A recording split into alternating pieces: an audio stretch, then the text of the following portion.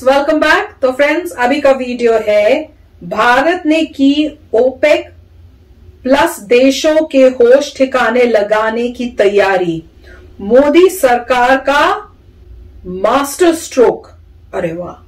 तो चलो friends, video शुरू करते हैं और पता करते हैं, इंटरेस्टिंग न्यूज है।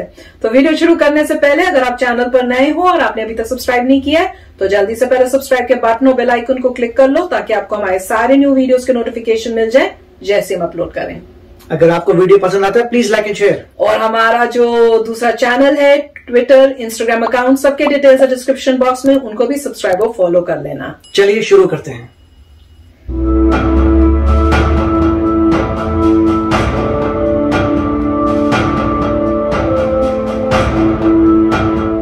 भारत और सऊदी अरब के बीच कच्चे तेल को लेकर कश्मकश जारी है।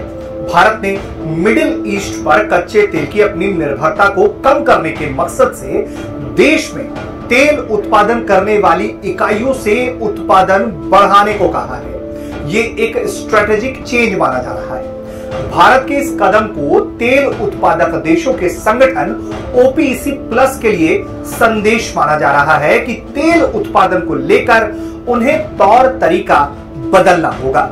हाल ही में भारत के आग्रह को ओपेक देशों ने ठुकराया था, जिसके बाद से भारत ने अपनी स्ट्रेटेजी में बदलाव किया है। तेल उत्पादक और निर्यातक देशों ने जब अप्रैल में ही उत्पादन में कटौती जारी रखी थी तो भारत ने सख्त तेवर अख्तियार कर ली। समाचार एजेंसी रॉयटर्स ने सूत्रों के हवाले से जानकारी दी है कि भारत की तेल उत्पादक इकाइयां जो है सऊदी अरब से ईंधन के निर्यात में 1/4 कटौती की योजना बना रही है।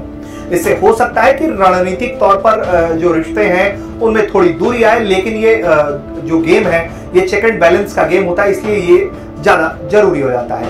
भारत की योजना हर महीने औसतन 10.8 मिलियन बैरल तेल आयात करने की योजना है, जबकि ये पहले 14.7 और 14.8 मिलियन बैरल था। केंद्रीय तेल और गैस मंत्रालय के सचिव तरुण कपूर ने बताया कि भारत ने राज्यों में स्थित तेल उत्पादक रिफाइनरियों से तेल उत्पादकों के साथ संयुक्त रूप से बातचीत करने के लिए कहा है ताकि बेहतर डील की जा सके।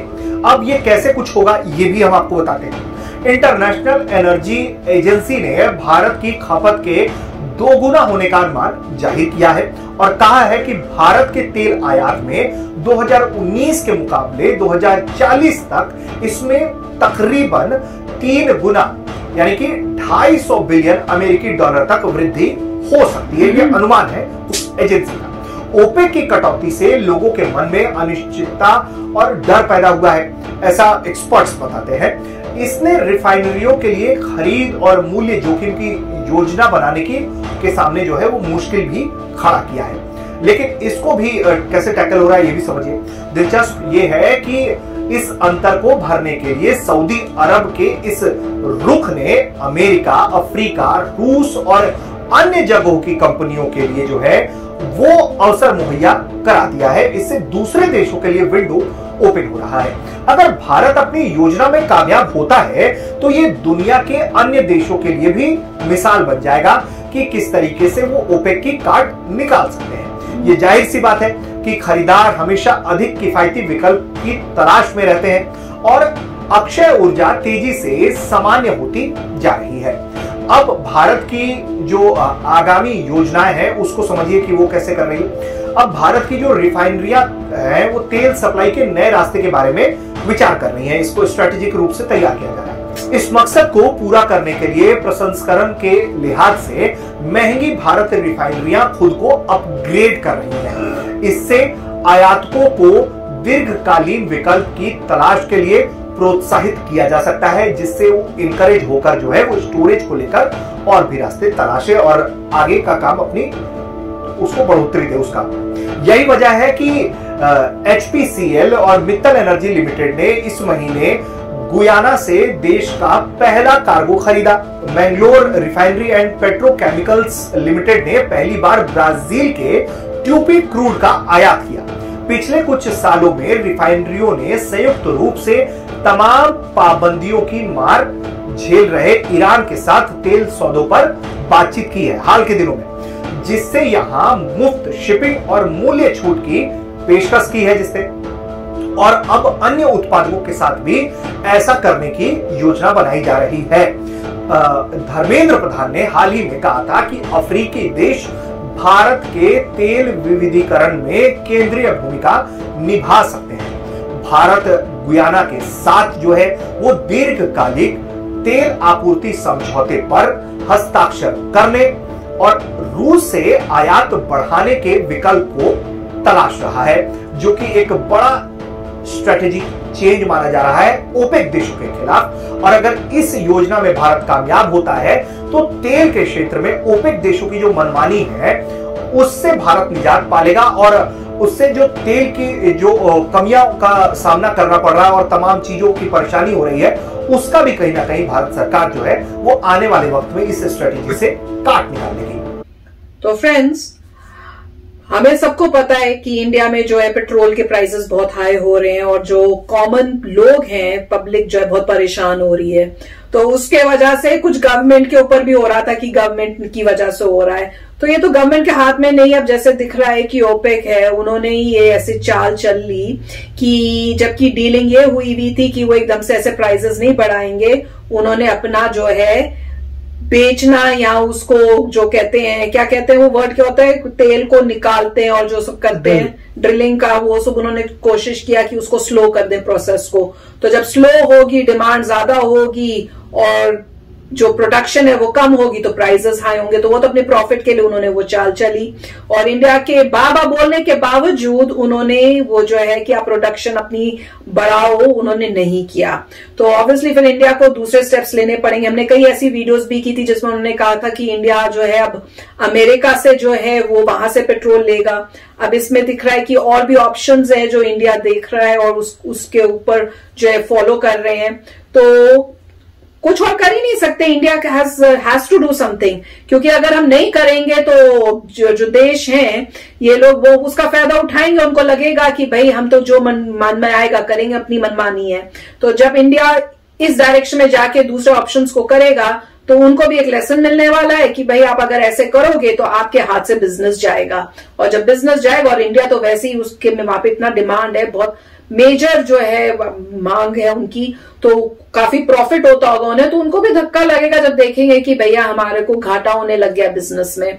तो अब ये आगे जाके पता चलेगा कि क्या होता है, क्या वो वापस इससे रियलाइज होता है उनको और ठीक होते हैं कि नहीं, या इंडिया पर at the end of the day या तो अपनी कंट्री के अंदर ये प्रोडक्शन हो, अगर नहीं है हमारी कंट्री में पेट्रोल तो फिर द ओनली ऑप्शन इज कि हम इलेक्ट्रिक या रिन्यूएबल सोर्सेज जो हैं उनके ऊपर जाएं और वही गाड़ियां गुड़ियां जो हैं उसी टाइप की बनाएं और पब्लिक को इतनी अवेयरनेस हो कि भाई हम इनको यूज करें।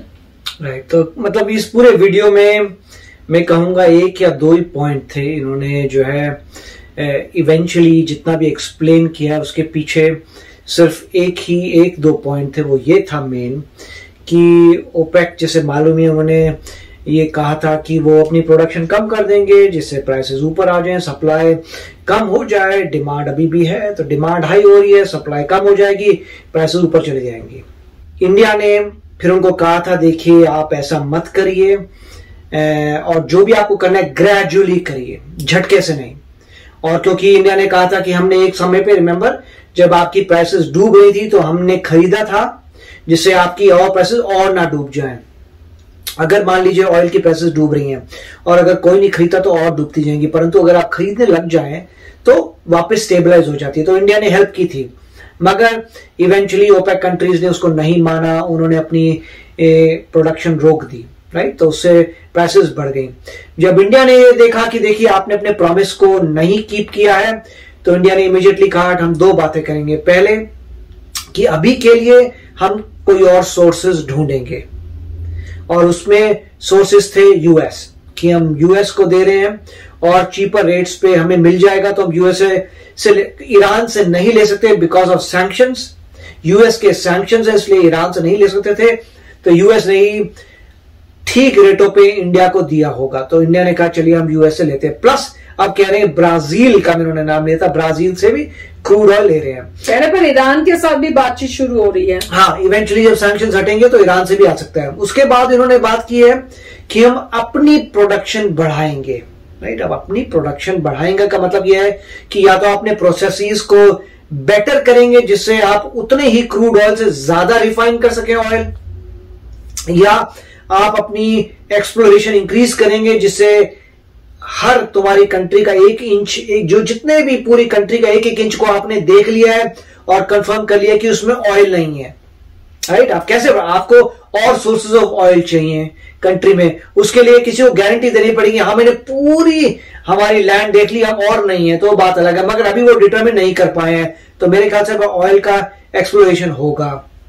पूरा मेक श्योर करेंगे कि आपने पूरी अपनी धरती देखी है, अगर कोई ऑयल सोर्सेज हैं तो उनको आप एक्सप्लोर करिए और तरीके से, और उससे तो फिर ये क्लियर हो जाएगा कि हो सकता है आपको और ऑयल मिल जाए। और दूसरा कि जितना भी आपके पास क्रूड ऑयल आता है, आपने प्रोसेस को ऐसा बेटर करिए कि वेस्ट ना हो। तो वो सब पॉइंट्स लग रहे हैं, काफी अच्छी बात है। और इंडिया मेरे ख्याल से एक और चीज जो उन्होंने मेंशन की वो था इलेक्ट्रिक कार्स। जैसे इंडिया जो है इलेक्ट्रिक कार्स लेके आएगा, डिपेंडेंस ऑन ऑयल खत्म हो जाएगी। तो काफी अच्छा वीडियो था। यस फ्रेंड्स, तो इससे पता चल रहा है कि जो प्रॉब्लम आई है, लगे हुई है गवर्नमेंट उसको सॉल्व करने के लिए, कोई और सोल्यूशन ढूंढने के लिए। तो होपफुली जल्दी कोई ऐसा कॉन्क्रीट सोल्यूशन आएगा जिससे सिचुएशन जो कि बेटर होगी। तो चलो चलते हैं, मिलेंगे नेक्स्ट वीडियो में बहुत ही जल्द। Till then take care and bye bye. तो अगर आप मेरे इस चैनल पे नए हो तो जल्दी से सब्सक्राइब के बटन को हिट करो और बेल आइकन को क्लिक करो ताकि आपको मेरा जब नया वीडियो मैं लगाऊं आपको उसके बारे में जल्दी से पता चल जाए।